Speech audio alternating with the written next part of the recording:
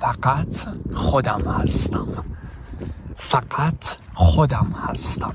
خب زندگی از قبل تجلی شده، تمام روابط از قبل تجلی شده.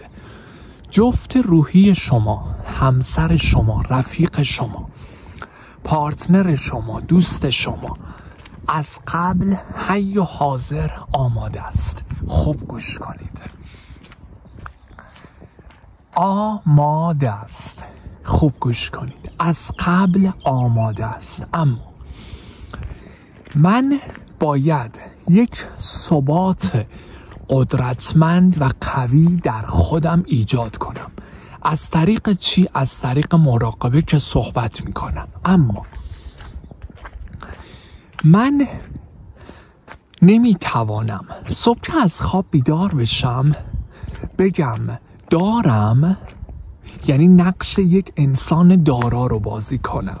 خب بعد فردا مهمونی دعوتم، قبل از اینکه بخوام برم مهمونی به خودم بگم من الان فلان کارها رو انجام بدم تا شاید در آن مهمانی یک خبری شود. خب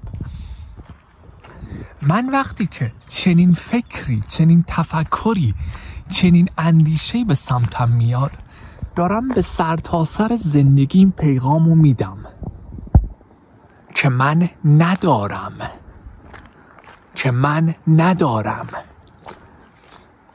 و وقتی من ندارم، پس در آن مهمانی هم هیچ خبری نمی شود، هیچ اتفاقی رقم نمی خورد. ببینید، ما از قبل داریم و از قبل تجلی شده و قرار هست فقط شما در یک حالت بی‌نیازی و دارا بودن قرار بگیرید تا اون وارد زندگی شما بشه. همین. تکرار میکنم، این رابطه از قبل تجلی شده، این ماجرا از قبل وجود دارد، این داستان از قبل هست. من فقط باید با حالت بی‌نیازی و دارا بودن و حواس خودمو به طور کامل پرت کردن و در لحظه بودن اجازه بدم که آن وارد زندگی من شود. فقط همین.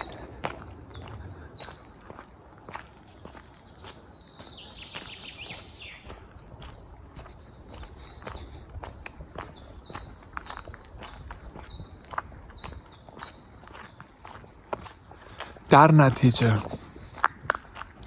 وقتی که شما امروز صبح از خواب بیدار میشی و کاملا خوشحالی و با روح در اتصال هستی و میگی من به روحم اعتماد دارم، به ضمیر ناخودآگاهم اعتماد دارم، به زندگی اعتماد دارم، این فوق‌العاده است، بی‌نظیره. اما فرداش به مهمونی دعوت میشی،